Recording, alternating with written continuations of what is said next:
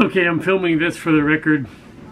I don't even know what day it is. It's a Saturday. I know that.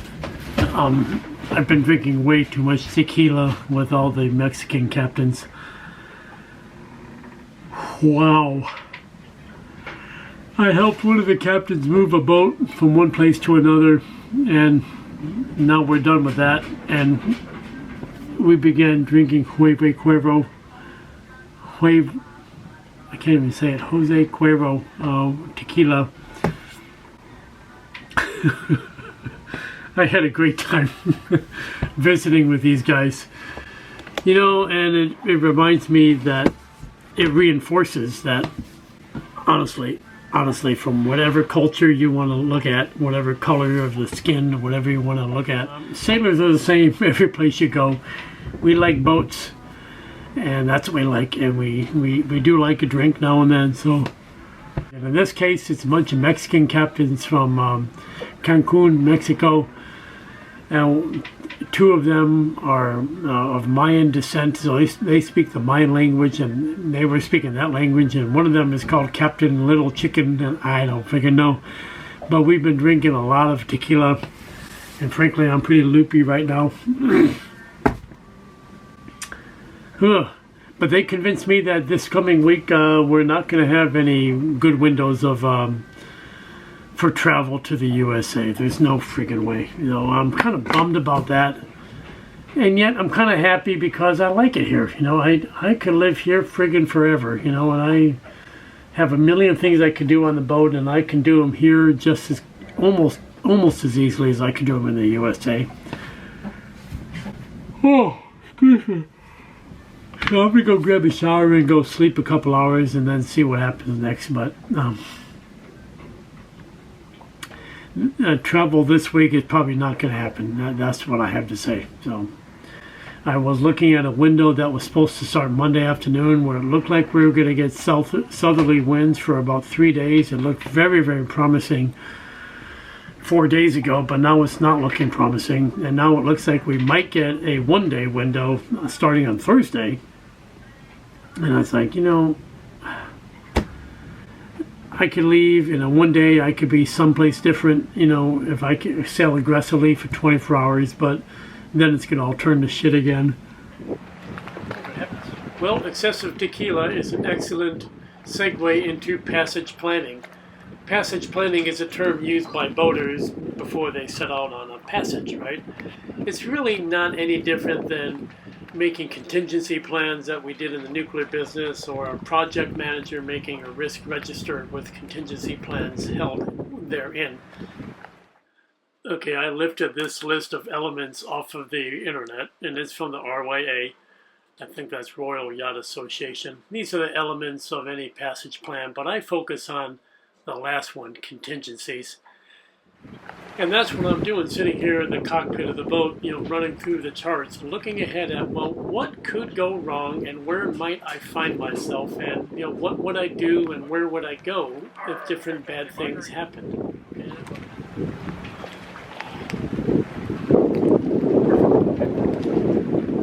With that said, let's take a look at the chart table. I've got paper chart for Florida, my paper chart for the area, my logbook, my Navionics computer, and one more chart over there. Okay, and let's just take a quick look and let's have a discussion about how I approach it. Now, I do not make a formal written passage plan. I don't send it to other people except my brother. I guess I am not the most informal, but I'm not the most formal. There's a spectrum. So the big picture is this. We're trying to go from here to here, and let's just say that's my goal. There's a place called Bahia Honda State Park in the Lower Keys. That's where I would love to anchor if all things are perfect. So the first thing I start by realizing is that life is not perfect. If it was perfect, I would have a nice gentle ride that was only 3 days long. I'd pass by Key West, and then when I got to Key West, I'd have a beer with Jimmy Buffett, and then I continued to Bahia Honda State Park and enjoy an anchorage with nothing but 5 knots of wind, and you don't drag anchor, you don't deal with northerly winds, blah, blah, blah. No one watching this video is dumb enough to think that life is always perfect. I put little black arrows on the chart to show you the water movement, and it's an important deal. So the Yucatan Channel current is, that water is really ripping. It's going upwards of 3 to 5 knots in the center of this channel, and it goes north into the Gulf of Mexico, and then they call it a loop current, and it, in some way, it loops north and it turns around and goes south. And so depending where you are, the water movement is going to be going a different direction. I think everybody agrees that once you get here, there's a downward component, water moving southeast, and there's a water that hugs the coast of Cuba that goes this way, and then I'll move my arrows, and then they call this the Gulf Stream, and it's really ripping when you're going between, in the Florida Strait, between Florida, and it's really ripping here and here. Okay, so that said, what I'm concerned about is crossing the Yucatan Channel. If the water wants to go north and the wind is pushing the air south, it's going to be very rough. That's point one. You'd ideally like to have the wind in the same direction as the water movement. Anybody who boats between Florida and Bahamas knows that you never ever cross the Gulf Stream when the winds are out of the north, for that same reason. So put that in your brain bucket and just stow it for now. We know that we want to be careful how and when we cross these currents, or we just want to get the hell out of them and get up here somewhere. Because once you're up here, you're done dealing with that. And that ideally is where I want to get to, where I don't have to worry about it. I don't want to be here during an east wind. I don't want to be here with a north wind. That's what I know when I sit back and look at the area chart, which is why I have area charts. Excuse me. Then it helps you kind of put things in perspective. Now let's talk about how quickly I can move this boat. I made 2 arrows out of green. The longer one is 120 nautical miles long. A nautical mile is 1 minute of latitude, and there are 60 minutes in a degree. So this is 20 degrees, 21 degrees, 22 degrees. That means each of these is 60 miles, and I can do about 120 miles a day. That's an estimation, assuming I can make about 5 knots. So if any of you are really good at math and you can multiply 5 knots times 24 hours, it's supposed to come out to 120. And so that's what I assume I can make in a day, but for planning purposes, I assume I don't quite make that. You know, the winds might be lighter, so I picked a number like, say, maybe, 110, 105, 100 miles. That's the arrow I'm going with. So I'm going to put away the big green arrow.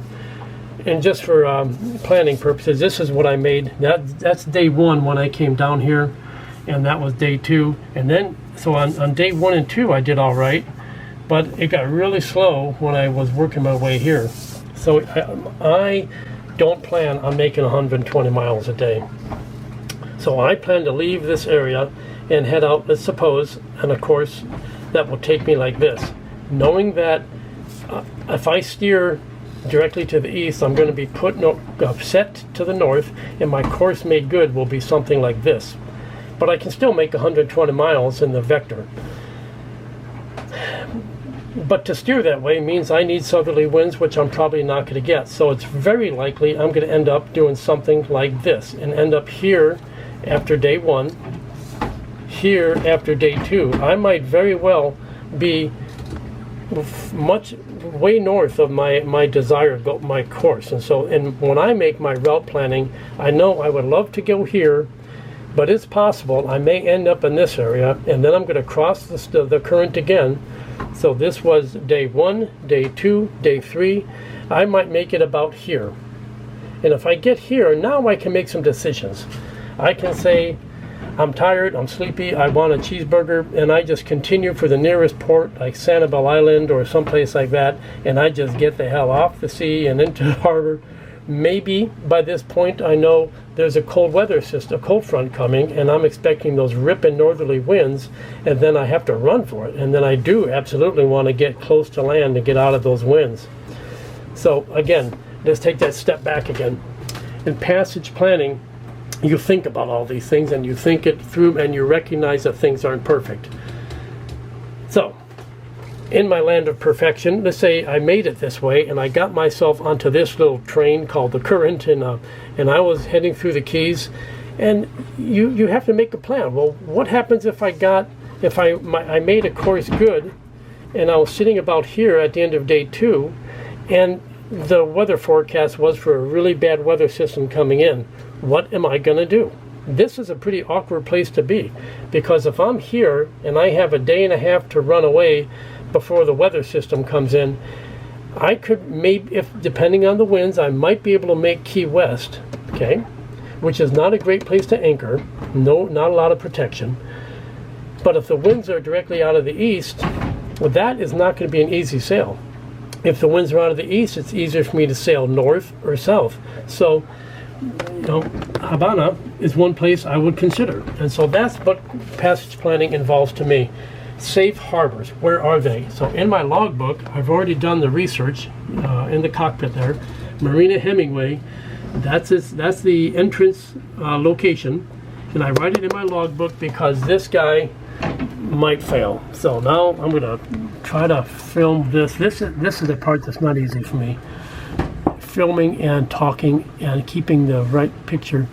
So you see on my chart plotter, I put a little blue dot. Okay, I did that. I picked the spot directly outside of that marina. So, because I know if I make it to this point, then I am within sight of land, and all I have to do is get there and then steer 120. That's all I have to do, even if it's a pea soup fog or something weird like that.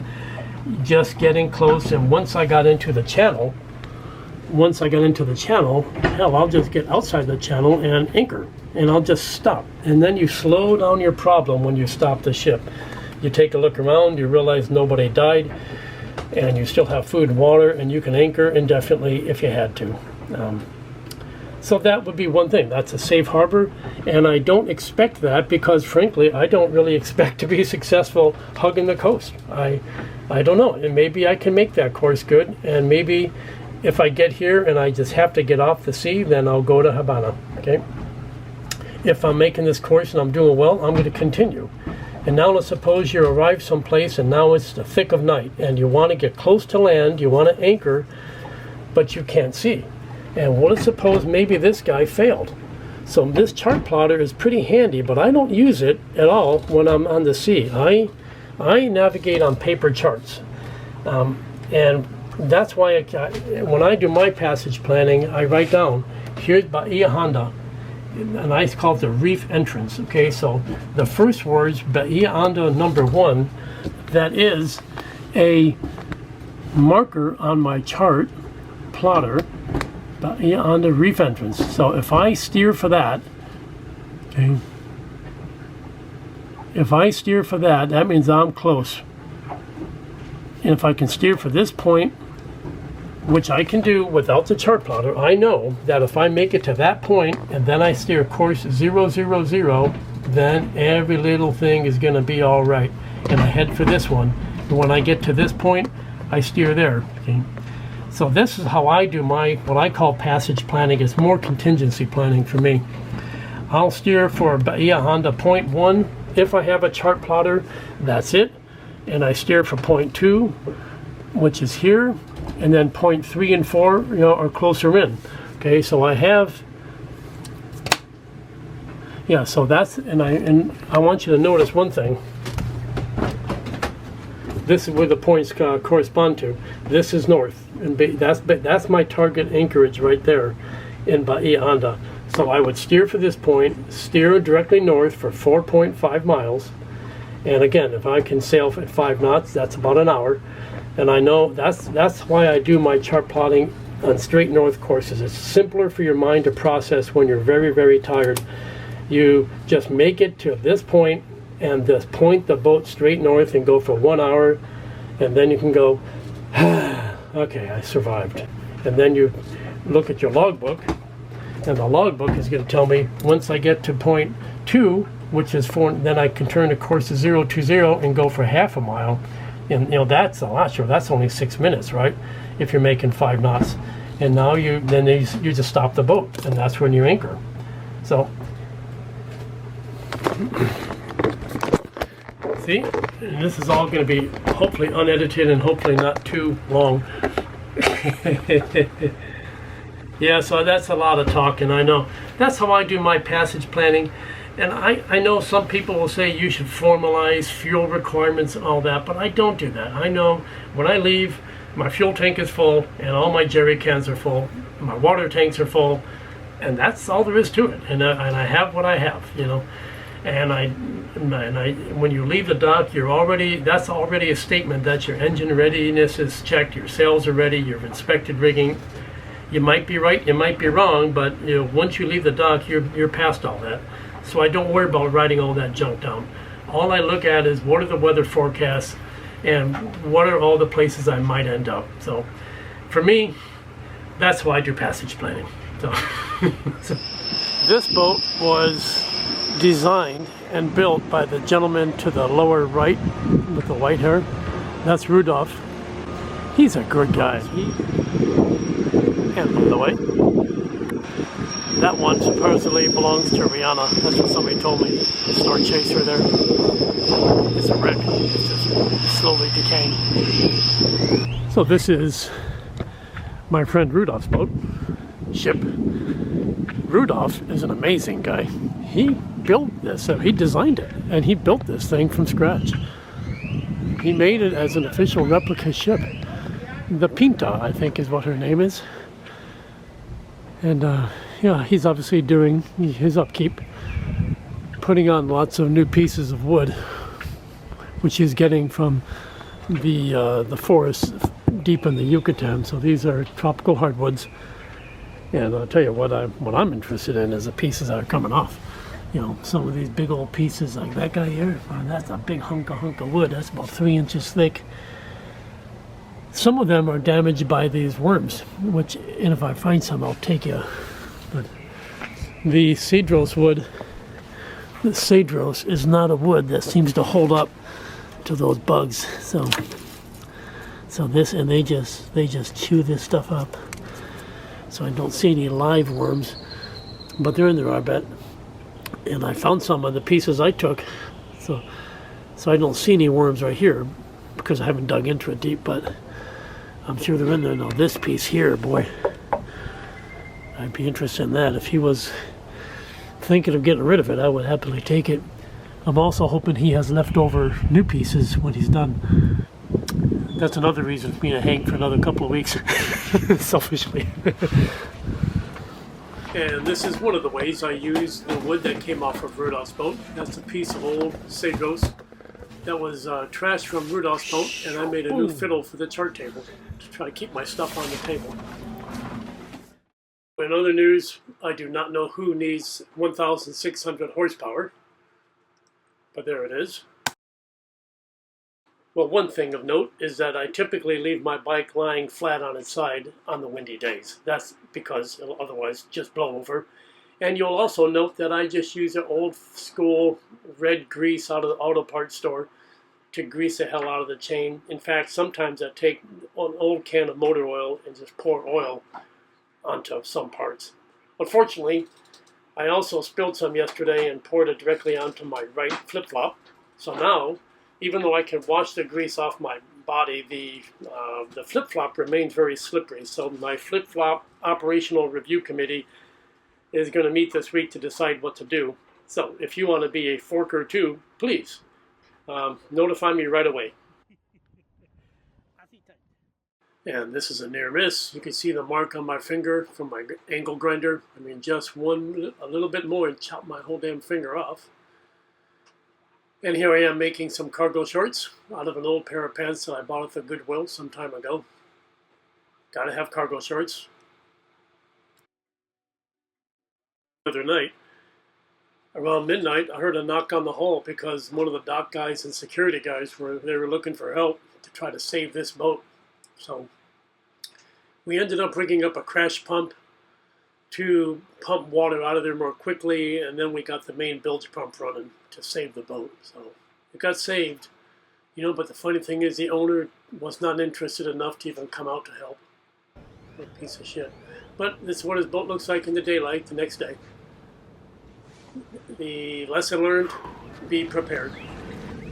Okay, sun's coming up across the condo there, so that's good. Get my laundry done, right?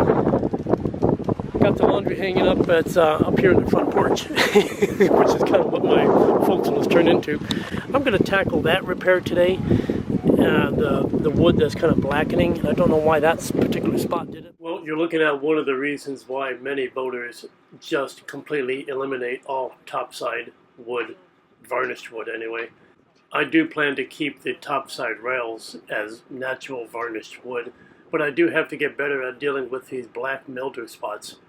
That stuff is not just on the surface, it goes deep, so sometimes when you sand it, you make it even worse. It just smears it around. Hit it with varnish and then call it quits. And give it all day to dry and cure up. Otherwise, there's not a hell of a lot of work to do topside. At least I don't think so. So today I'm also going to paint the emergency tiller, and I'm going to wrap the ends with like vinyl electric tape because it tends to corrode at the ends, and it rubs up against the bulkheads, and I don't like that. It makes it look nasty. So the stereo speakers are gone. I got rid of those and I built these things. I don't have a name. They're cowling, so they're open on the bottom. They're open on the bottom. And they're open on the bottom so that I can get air in and out. So the stereo speaker holes are still a hole, because eventually that's where the engine compartment exhaust blowers are going to discharge. This engine compartment doesn't have any ventilation. So I'm going to make the intake in the cabin and draw air from the cabin and have it blow out the back. That's what I'm going to do. Really, it's over here. Engine is right about here, and it has a U-turn for the propeller. The speakers were here, and they've been removed. So what I want to do, have air coming in here through a hole that I have to cut. And the theory is that if I duct it to a reasonable degree, maybe run a little duct here, and I put a fan here, a blower fan, to move air this way, up the duct, air will come out here. That's the whole idea. I mean, not really rocket science, right? It also serves as a very helpful seating backrest. Then I think we're going to get to work on the galley.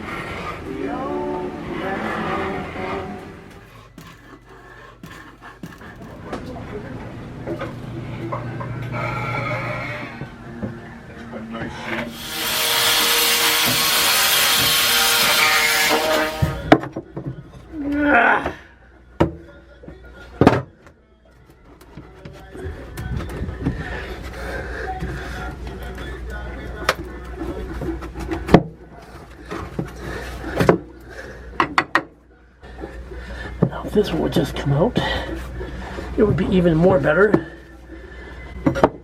Come on, you little perker.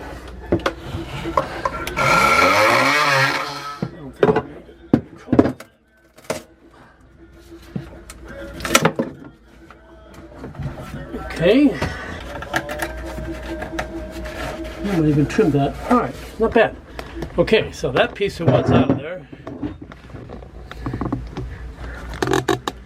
Now all I want to do is cut this piece off the top of the 2x4 and then punch through that bulkhead at this surface level, so the hoses have an easier time. These two guys in particular, they need to go up, not down.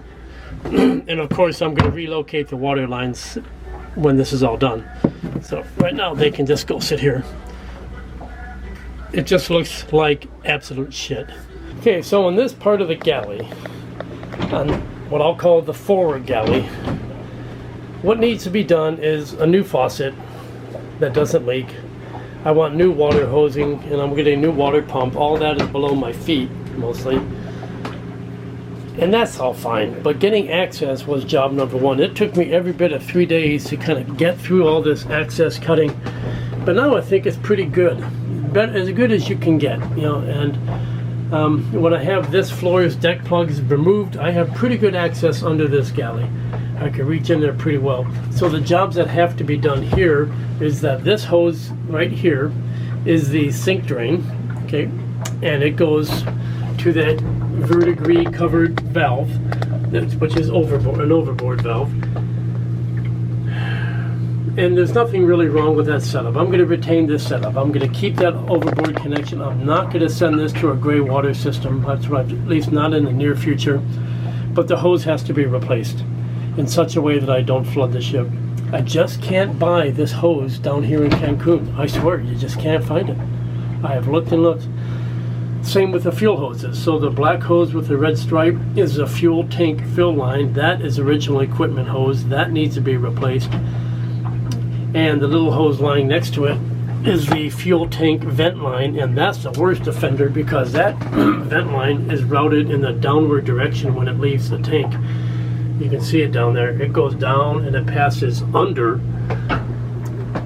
that 2x4. So you can see it way down there, but there's it passes under the 4.5 2x4 next to the lantern, and then it goes up. So it forms a loop seal, which allows hopefully a nice clean fuel, but it could be dirty stuff that is in the bottom of that vent line, and it prohibits the tank from venting when you're trying to fill it. It's like, oh my God, who does this shit? But they did it, and so the fill line and the vent line both have the same loop seal because they both pass under that 2x4 because the designer has made it such that there's no other place to pass the hose. Well, they could have passed behind the drawers, and that's what I'm gonna do. So the holes are cut. The holes are cut up there. So behind the bottom drawer back there, that's where the holes are cut to pass under the storage locker. And then we'll get a proper sloping on the hoses, and then that problem will be resolved. That framing, there was a plywood deck. So one of the viewers, and I apologize, I can't remember your name, and I can't look it up because I don't have Wi-Fi. That is the access to the port side water tank discharge right there. It goes in there through that circle. And that's the only way to get access to it. It's still very difficult without removing the tank. Then I will tackle the water hosing and replace all that. But I have a plan to simplify it. I can remove all that hosing tomorrow. All this hosing, the potable water hosing is coming out except for this one spigot that I need to use to keep me going for another few weeks. So I don't have a water heater anyhow. I don't need hot and cold. Well guys, thanks for watching. I know it's a long video. I know I have gotten questions from folks about how I actually do my planning for the trip, and I don't know really how I would score by the RYA rulebook. Maybe really good, maybe really poorly. I'm at peace with it though. I mean, I think I'm reasonably prepared. It's all a question about the weather. But if we had southeasterly winds at 10 knots for a week, oh my God, that'd be perfect. But we're not likely to get that, so I'm not quite sure what we're going to do. I don't know today's date. This is a Thursday though, and a bunch of us are eyeballing the weather pattern next week. Maybe Tuesday, Wednesday, Thursday might be doable. I don't know. I'm a little nervous about it, so we'll just see as that day draws closer when the forecast firms up. Until then, though, I appreciate any comments, whether it be about my engine compartment ventilation, the galley, the fuel hoses, the boat itself, anything. Let me have it. You know, I'm kind of just sitting here milling about smartly, and this afternoon I'll do some painting and get back under the galley and start tearing into the water system. So until next time, take care.